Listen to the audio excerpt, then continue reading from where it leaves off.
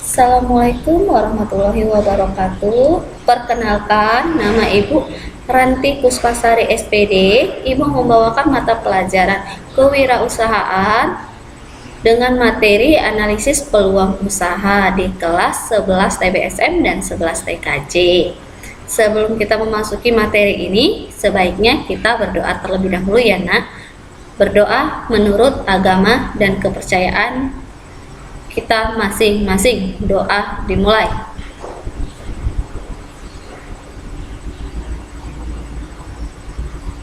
Doa selesai.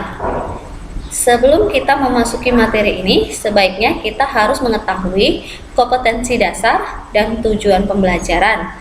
Kompetensi dasar terbagi menjadi dua bagian, yaitu yang pertama 3.2, menganalisis peluang usaha, produk, barang, atau jasa, dan 4.2, menentukan peluang usaha, produk, barang, atau jasa. Tujuan pembelajaran: peserta didik mampu menjelaskan pengertian peluang usaha. Dan yang kedua, peserta didik mampu menjelaskan ciri-ciri peluang usaha yang baik. Dan yang ketiga, peserta didik tidak mampu mendeskripsikan resiko dalam suatu usaha. Peluang usaha. Ada yang tahu nak apa itu peluang usaha?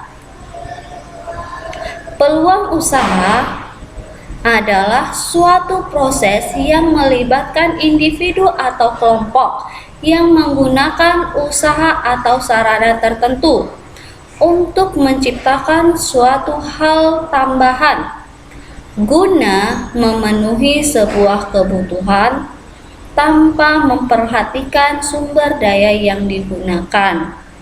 Jadi, saat kita ingin membuka suatu bisnis baru atau usaha yang baru, kita harus melibatkan seseorang untuk suatu bisnis kita dengan cara menciptakan sesuatu dan ide-ide yang baru. Oke, selanjutnya adalah ciri-ciri peluang usaha. Ciri-ciri peluang usaha yang pertama, peluang itu orisinil dan tidak meniru. Kenapa? Peluang tersebut memang berasal dari pemikiran dan perhitungan diri kita sendiri, bukan hasil nekat akibat meniru peluang usaha orang lain. Jadi kita tidak boleh, kalau kita membuat suatu usaha nak, itu adalah hasil pemikiran sendiri dengan ide-ide yang inovatif yang dapat diri kita sendiri, bukan dari ide orang lain.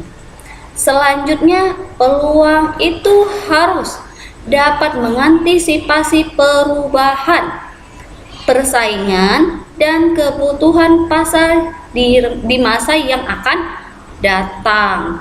Jadi, kenapa dia selalu ada perubahan, persaingan? Ya, setiap peluang harus memiliki ketahanan akan perubahan zaman yang tidak terpaku pada salah satu tren semata saja.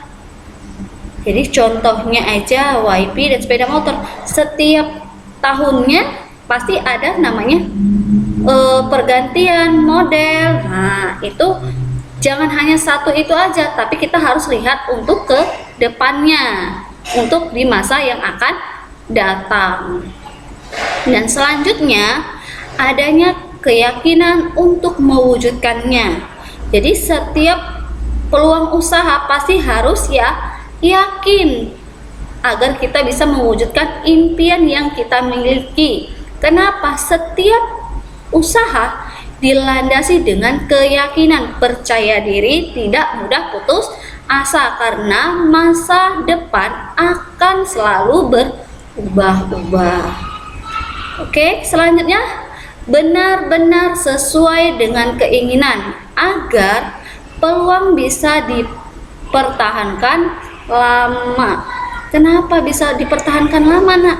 Peluang usaha tersebut karena usaha yang kita miliki sesuai dengan keinginan kita dan terpenuhi dengan sepenuh hati kita. Jadi kalau kita membuka suatu lapangan usaha, pasti keinginan kita. Kalau kita bisa melakukan itu, usaha kita juga berjalan dengan keinginan atau sepenuh hati.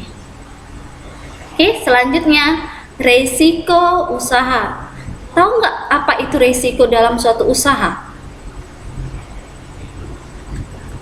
Resiko usaha ada informasi kejadian kerugian atau pekerjaan yang terjadi sebagai akibat dari keputusan yang diambil dalam kehidupan sehari-hari. Jadi kalau dalam suatu usaha itu pasti adanya resiko. Resikonya apa? Terjadinya kerugian, kegagalan dalam suatu usaha. Pengambilan resiko dalam hidup melibatkan suatu kendala akan peristiwa-peristiwa yang terjadi. Perhatikan akan masa depan yang diinginkan hidup di masa sekarang. Resiko dibagi menjadi 5, yaitu resiko teknis, resiko pasar, resiko kredit, resiko di luar kemampuan manusia, dan resiko real.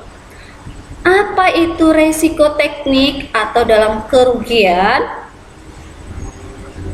Resiko ini terjadi akibat kurangnya mempunyai manajer atau berwirausaha dalam mengambil keputusan. Resiko yang dapat sering terjadi hubungan dengan yang pertama, biaya produksinya yang tinggi, dan yang kedua, resiko karena adanya pemogokan karyawan akibat kesejahteraannya itu kurang diperhatikan. Dan yang ketiga, pemakaian sumber daya yang tidak seimbang atau tenaga kerjanya itu terlalu banyak. Dan yang keempat, itu adanya terjadinya pencurian. Dan yang kelima, terjadinya kebakaran. Itu dalam suatu resiko teknis. Oke, selanjutnya resiko pasar. Resiko pasar ini terjadi akibat produk yang dihasilkan kurang laku atau tidak laku di pasaran, ya Nak. Produk yang telah terjadi sejak zaman dulu atau kuno akibat penerimaan yang telah diperoleh terus menurun dan terjadinya kerugian. Jadi kalau barang yang sudah lama itu wajib kita harus perbaharui. Makanya adanya suatu penerimaan dalam suatu penurunan pasar.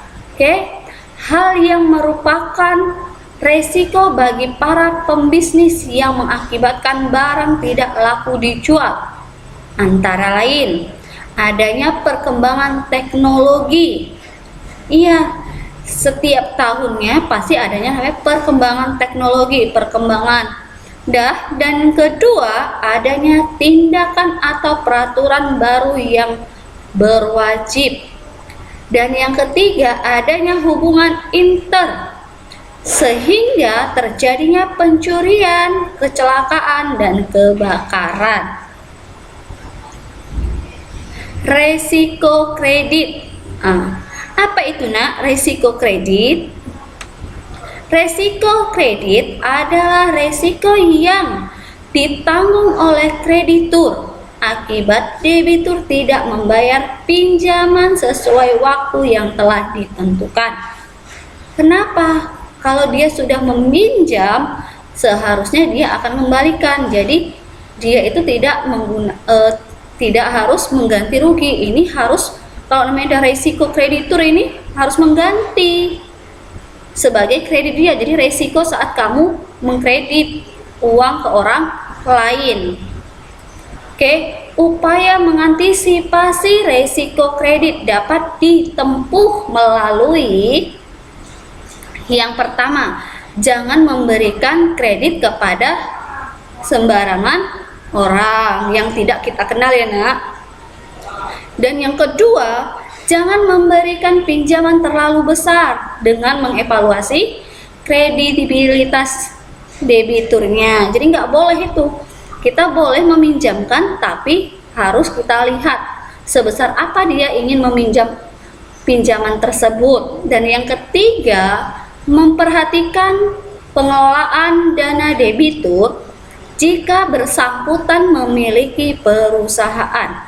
Jadi, kalau kita mau meminjam untuk suatu usaha, itu harus diperhatikan.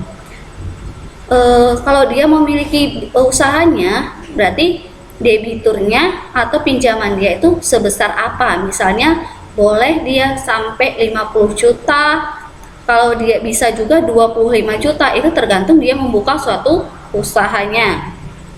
Oke, selanjutnya resiko di luar kemampuan manusia. Resiko ini terjadi di luar kuasa manusia, seperti adanya bencana alam, gempa bumi, tanah longsor. Itu akan terjadi menjadi resiko dalam suatu usaha. Kita sudah membangun suatu usaha, ternyata terjadi musibah yang tidak kita ketahui. Oke, selanjutnya resiko real. Resiko real itu adalah resiko yang terlihat, bisa dihitung, bisa diantisipasi, dan bisa dihindari. Itu resiko real. Berikut adalah hal-hal yang termasuk ke dalam resiko real. Pertama, kehilangan modal. Yang kedua, kehilangan kesempatan. Yang ketiga, kehilangan mata pencariannya. Dan yang terakhir, kehilangan kendali atas kekuasaan yang selama ini dia miliki. Oke, itu saja ya anak-anak ibu materi yang sudah ibu sampaikan. Semoga bermanfaat.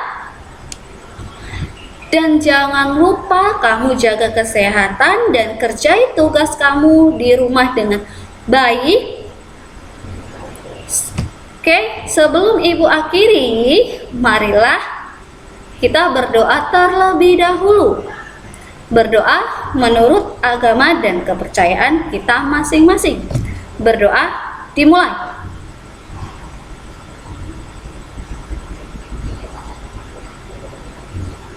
Berdoa selesai. Assalamualaikum warahmatullahi wabarakatuh.